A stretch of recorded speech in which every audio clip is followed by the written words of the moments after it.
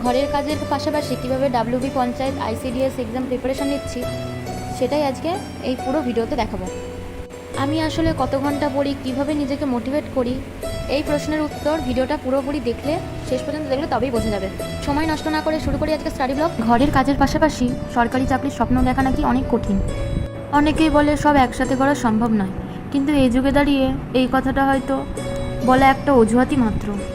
যদি ইচ্ছেটা সত্যি হয় তাহলে ধীরে হলেও গন্তব্য পৌঁছানো একদিন সহজ হয়ে উঠবে। হাই, আমি পারমিতা, আর আজকের আমার ভিডিওর মেন টপিক হলো কিভাবে ঘরের কাজের পাশাপাশি আমি সরকারি চাকরির স্বপ্ন দেখি এবং সেটাকে আমি বাস্তবেও পূরণ করেই ছাড়বো। এটাই আমার মেন টার্গেট। চলো আজকে ভিডিওটা শুরু করা যাক। আমার কাছে প্রতিদিনই নতুন একটা সকাল, কারণ নতুন সকাল নতুন সুযোগ। ঘুম থেকে উঠে অন্যান্য দিন তো একটু পড়াগুলো রিভিশন দিই, কিন্তু আজকে সরাসরি কাজগুলো করে নিয়ে তারপরেই পড়তে বসবে একেবারে। আজ যেহেতু উইকেন্ড, সপ্তাহের শেষ দিন, তো আজকের দিনটা একটু চাপটা বেশিই থাকে। ঘরের কাজগুলো মনে হয় অতিরিক্তই লাগে, কোনো কাজে ইচ্ছে করে না করতে। কিন্তু কাজগুলো শেষ না হলে পড়ার যে সুযোগটাই পাবো না, পড়ার সময়ও যে শেষ হয়ে যাবে। স্নান করে বিছানাটা গুছিয়ে তারপরেই পড়তে বসবো। আর অগোছালো বিছানায় পড়তে একদমই ভালো লাগে না। আর আমার তো কোনো স্টাডি টেবিল নেই, তাই আমাকে বিছানায় বালিশের ওপরেই রেখেই পড়তে হয়। তাই ঝটপট করে বিছানাটা গুছিয়ে নিচ্ছিলাম। আজকে সকালটাই কেমন জানি বিরক্তিকর, একটু বই নিয়েও তো বসতে পারলাম না, এমনকি টু ডু লিস্টটাও তৈরি করে রাখতে পারিনি। ওই জন্যই কাজের চাপটা মনে হচ্ছে না আরও বেশি। সব কাজ শেষ করতে করতে অনেকটা সময় চলে যায়। মাঝে মাঝে মনে হয়, ইস, যদি পড়াশোনা করার একটু যদি সময়টা বেশিই পেতাম। কিন্তু আবার নিজেকেই বলি, না, বেশি অভিযোগ করে সময় নষ্ট করে কোনো লাভ নেই। অভিযোগ করে সময় নষ্ট করলে স্বপ্নটাকে বাস্তবে কোনোদিনই পূরণ করতে পারবো না। সব কাজ শেষ করে এখন বই নিয়ে বসেছি। প্রতিদিনের মতো আজকেরও টু ডু লিস্টটা তৈরি করে রাখছি। আজকের টার্গেটে কী কী পড়বো সেইগুলো লিখে রাখলাম। Math, English, GK, current affairs ওটা তো থাকছে, আর কোয়েশ্চেন পেপারও সলভ করব। দেখা যাক কতদূর কী করতে পারি। আমি সব কিছুই পড়ি, কিন্তু অল্প অল্প করে টাইম ধরে ধরে পড়ি, তাহলে এটা সুবিধাও হয়, পড়তে কোনো অসুবিধা হয় না, বুঝতেও পারা যায়। পড়ার সময় ফোনটা একটু দূরে রাখারই চেষ্টা করি, কারণ যদিও 10 মিনিটই পড়ি না কেন, যেটুকুই পড়বো ভালোভাবে পড়বো। আগের জিকে পড়াগুলো রিভিশন করছি। পড়ার থেকে রিভিশন করা বিশেষ গুরুত্বপূর্ণ। আমি এখানে যতবারই পড়ার চেষ্টা করছি, আমাকে কেউ না কেউ এসেই যাচ্ছে, আর আমি অমনোযোগী হয়ে যাচ্ছি। এখানে ফল খাওয়ার জন্য পড়ার মাঝে অল্প একটু ব্রেক নিয়ে নিলাম। আগের দুটো ভিডিওতে জানতে চাইছি আমি কোনখান থেকে ক্লাস করি, আমি কী করি। আমার কোনো কোচিং নেই, আমি কোনো কোচিং নিইনি, কারণ আমি এই যে আড্ডা 247 এই চ্যানেল থেকে আমি গ্রুপে জয়েন আছি, হোয়াটসঅ্যাপে রয়েছে তাদের, এবং লাইভ ক্লাস হয়, ভিডিও, এটা আমার প্রমোশন ভিডিও নয়, মানে এইটা সত্যি খুব ভালো করে। কিন্তু কিছু কিছু অ্যাপ আছে যেগুলো হচ্ছে টাকা দিয়ে কিনতে হয়। এখানে অনেক ধরনের বই পাওয়া যায়, সেগুলো হচ্ছে টাকা দিয়ে কিনতে হয়। আমি ওরকম অর্ডার দিয়েছি, আমার বই চলে আসবে আজকালের মধ্যে, দিয়ে আমি তোমাদের পুরোপুরি জানাবো। যারা একটু নতুন আছো বা যারা সবে সবে শুরু করবো ভাবছো, তারা আগে থেকে সরাসরিভাবে কোনো রকম বই না কিনে নিজের থেকে সেলফ স্টাডি করো। কোনো কিছু বুঝতে না পারলে অঙ্ক, জিকে, যা কিছু সমস্ত কিছু ইউটিউব থেকে অর্ধেকের বেশিই পাওয়া যায়। তার জন্য কোচিং নেওয়ারও দরকার পড়ে না। যদি ঠিকমতো একটা টাইম অনুযায়ী মেনটেন করতে পারো তাহলে খুবই ভালো হয়। আগের মধ্যে কোয়েশ্চেন সলভ করা শিখতে হবে, কোয়েশ্চেন ভালো মতো বুঝতে হবে, কোয়েশ্চেন মার্ক করা বুঝতে হবে, তারপরে আমরা নতুনভাবে বই থেকে কোয়েশ্চেনগুলো সলভ করতে হবে, কোনো অসুবিধাই হবে না। তো আজ থেকে আমি এই যে আড্ডা 247 বেঙ্গলি ক্লাস, আমি এইখান থেকে পড়াশোনা করছি আপাততভাবে। মানে আমার তো খুবই ভালো লাগছে ক্লাসগুলো করতে। পুরো একটা টাইম ধরে ক্লাস করায়, বোঝায়ও খুব সুন্দর। এটা কোনো প্রমোশন ভিডিও না, আমার যেটা ভালো লাগে। আর তুমি যেহেতু অনেকেই জিজ্ঞেস করেছো আমি কোনখান থেকে পড়ি, আমি কোচিং নিচ্ছি কিনা, আমি কোনো কোচিং নিচ্ছি না। আমি এইখান থেকে আড্ডা 247 বেঙ্গলি, এনাদের একটা অ্যাপও আছে, ওটা কিনে নিতে হয়। আবার ওখান থেকে ওনারা বই অফার করে বিভিন্ন প্রাইস অনুযায়ী। আমি আপাতত কোনো বই কিনিনি, আমার আপাততভাবে এটাতে চলে যাচ্ছে। আমি যদি এগুলো যদি ভালো মতো সলভ করতে পারি, আমি কিছুদিন পরে ভালো মতো তারপরে কিনবো। আর আইসিডিএস এক্সাম যেহেতু প্রিপারেশনও নিচ্ছি, এর পাশাপাশি ডাব্লিউবি পঞ্চায়েতেরও এক্সাম নিচ্ছি, তো সমস্ত কিছুই একসাথে করা যায়। কারণ জিকে, রিজনিং, কারেন্ট অ্যাফেয়ার সবই তো একই রকম।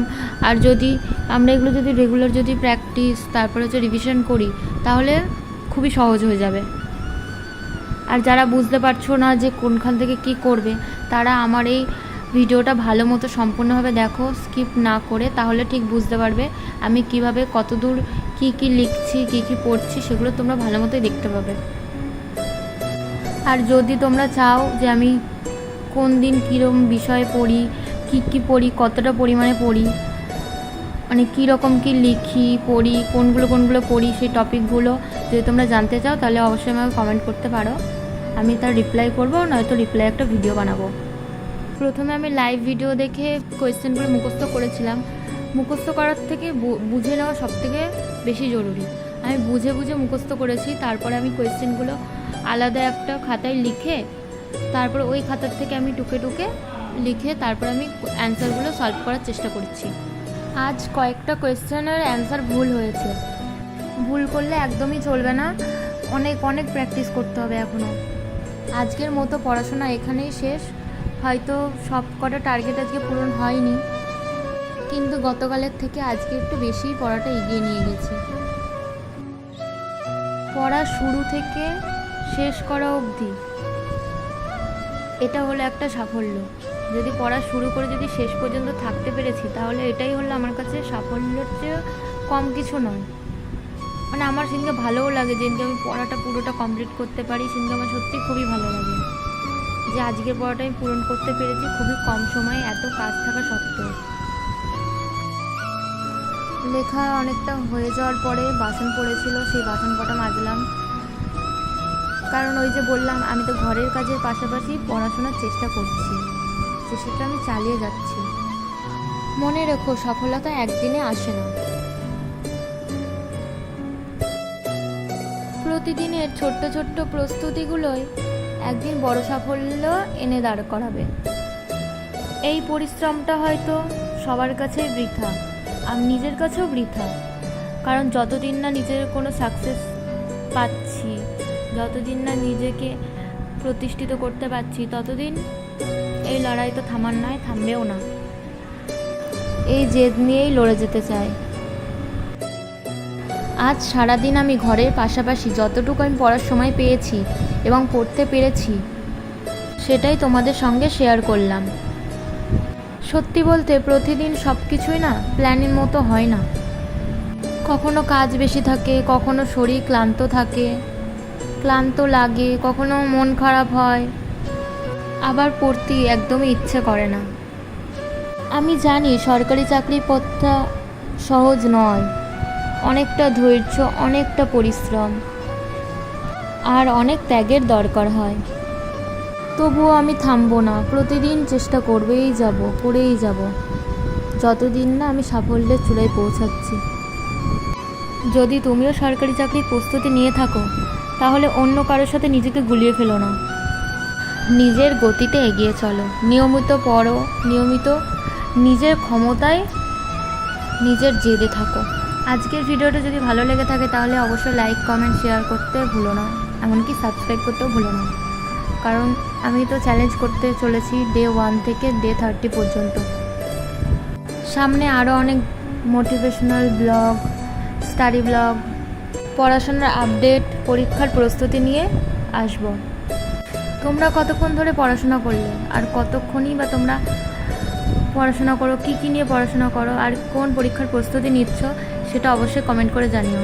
কারণ তোমাদের একটা কমেন্ট আমাকে ভিডিও বানাতে আরও বেশি উৎসাহ দেয়, অনুপ্রেরণা যোগায়। পরের ভিডিওতে স্টাডি রুটিন আর মক টেস্টের প্রস্তুতি নিয়ে ভিডিও শেয়ার করব। চ্যানেলের নতুন হলে সাবস্ক্রাইব করে রেখো আর পরের ভিডিওর জন্য অপেক্ষা করো। Thanks for watching, by.